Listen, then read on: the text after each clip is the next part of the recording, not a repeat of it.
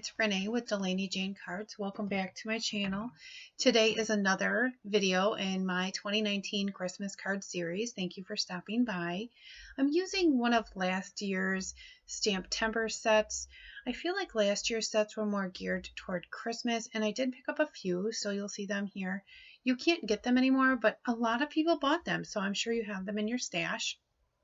So this set has these really cool graphic looking trees, and I decided to use this triangle tree set here, and I decided to do some watercoloring. So I was going to do some emboss resist with that. Before I got started, I knew I was going to be doing a lot of heat embossing, so I did refill my Versamark ink pad there to make sure it was nice and filled and gooey, and I had plenty of sticky ink to go around. I did leave that in because I'm not sure everybody knows that you can refill ink pads. I'm sure it is really common knowledge, but you never know who's watching. So you can refill ink pads like that. And I don't own many refills, but I own that one. So here I did these in steps. I did make 6 cards like I usually do when I'm making Christmas cards. I believe Christmas cards should come in sets. So I did go through and stamp that single tree and the greeting on all 6 panels. And then I removed my Christmas greeting and wiped down my tree, and then I put in one of my panels again, and I repositioned the Christmas tree so that I could stamp a second tree on all of the panels. I did position them so I wouldn't need to do any masking, and I think it did work out fine in the end. So here is my second one, and I did use my anti-static powder bag, my Versamark ink, my white embossing powder by Simon Says Stamp, and I did all 6 panels. Then I moved on to the third tree because I think 3s are beautiful when it comes to trees. I've seen people do 5, and I could have done that when if I had orchestrated my panel the other direction. But I did do a vertical card panel, and 3 fit across nicely. So I did these all the same way, and I finished up and cleaned off my stamp and heat set all of the trees, and now I have 6 panels that look like a bunch of white. So I did do a little bit of experimenting here. I taped down 3 of these panels to my Spellbinders mat. I used some 3M, or what is this? I used some blue painter's tape. It's a brand. I don't know what brand. I think it's Scotch maybe. And I adhered down these 3 panels, and then I left the other 3 panels not adhered down. I'll tell you, I didn't get any more warping out of any of them. I think it's because of the amount of water I did not add to these. So I used my Ganzi Tambis here, and what I did is pulled out 3 greens, and I painted over each of the trees with a different green color. I didn't go out of my way to clean my paintbrush off. I really just kind of slapped down the color so that that white embossing would show up. And here you can see me pull in each of those additional panels and paint the trees exactly the same way, except for those panels are not taped down. I think if I would have added a lot more paint and water, I would have needed to tape them down, but I didn't. So this was super simple. I just cleaned off my brush using my distress sprayer and a microfiber cloth and just wiped it kind of clean. I knew I was going to use green again, so I didn't really need to make it really, really clean. So I just highlighted some of the triangles using the same green colors on these trees. I wanted to make some of the triangles more solid than others. I just thought it would add a little bit of interest and texture to these tree images. So I just went around and I used the same color in all of the same triangles and all of the same trees. It worked out fine, and I think in the end it did add a lot of fun texture to these trees. So I did all 6 panels exactly the same. Usually when I do card sets of 6, I cut out most of the repetition. Yeah, repetition. I didn't on this card set. I don't really know why. I guess maybe I wanted to show how I make stuff in an assembly line fashion. So this is the 3rd green color, and I was just filling in some random triangles here and there. Wanted to add a little bit more interest and texture to those trees.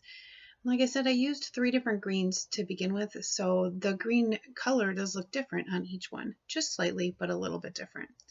And these pans are from my Ganzi Tambi set. I'm not sure which one it is. It's the bigger one. I think it might have 48 paints in it. I don't really know. I know I got it an Amazon deal at one point several years back. I don't pull my watercolors out that much. I do like them. And I'm using these here, not really like watercolor until you get to this part. So here I wetted down my background panel and then added some blue, and you can see that greeting come up, and what I did is made sure I did touch the edge of the green so they did kind of float together. So what you're kind of seeing is the green ground meets the blue sky. And while that blue was drying, I mixed up some of this Pureless liquid gold watercolor that I have, and I added some gold to some of the triangles here on the trees. Some spaces they had too much water, and I did end up going in and sopping up some of that water. I wanted the gold to kind of stay inside the tree lines. And then the blue was not dark enough, so when it was almost all the way dry, I went over it with a darker layer of the blue and made sure that I really reinforced that color. And I think that that worked out really nice. I also took some of this gold and I did splatter it like snowfall all over the background. These are watercolors, so they do react with water, so it will push and pull the paint away.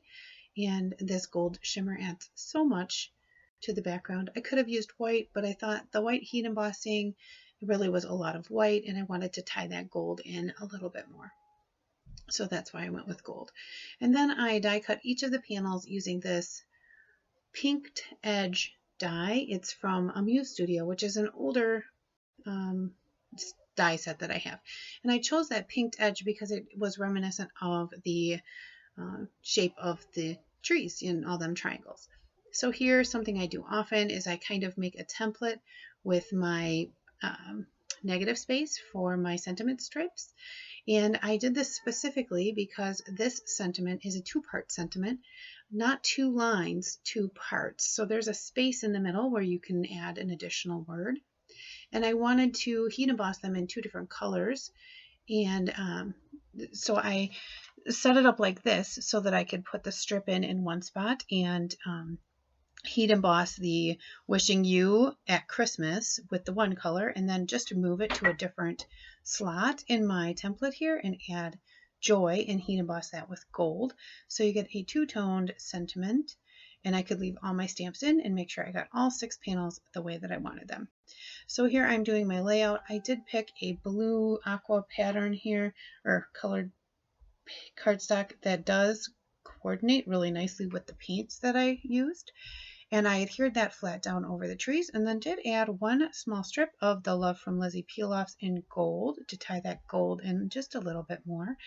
I absolutely love that combo, that like almost aqua blue and gold with the green and white. It was just really pretty. So then I pulled out some of these, I think they're called confetti. They're like sequins without a hole in the middle. I'm sure they're from Simon Says Stamp, and they're this like orangey gold color, but they went really nicely with the gold that I had splattered on and used. That Peerless color is kind of this orangey gold color.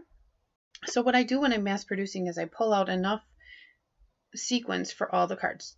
Before I stuck anything down, I wanted to make sure I had plenty of every size that I needed so that I didn't get all the way to the last card and go, ooh, I don't have any more of those. So it's kind of a little mass production tip here, is to make sure that you have all your pieces. Ask me how I know. Anyway, it's a habit that I'm now into after several projects where we got all the way to the end and realized we didn't have enough stuff. So I did adhere these down with this art glitter glue. I have said in a couple of other videos that I'm noticing the farther down I get in it, the more clogged it gets. It's not that huge of a deal. I think if I purchase this in the future, well, I know I will purchase it in the future. I think I'll probably go with the smaller bottle just so I go through it faster. But I do go through adhesives, and I go through adhesives really fast because I do make a lot of cards. So I would recommend a smaller bottle if you don't make cards as often. Just so it doesn't dry out and get clogged on you. That pin does work well. So I adhered down some of this gold paper. I thought tying in the gold in another place was a really good addition.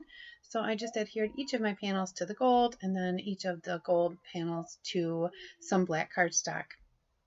That is what my cards look like, all 6 of them. I do think that they are really pretty. They are simple watercoloring. They are by no means anything that should have taught you anything, except for it's okay to slap down color. I would love to hear your comments, read your comments, and I'd like to know, do you play with watercolors like this where you don't really have to be perfect, it's just slapping color down? I'd like to know. Anyways, thank you for stopping by, and as always, give cards generously.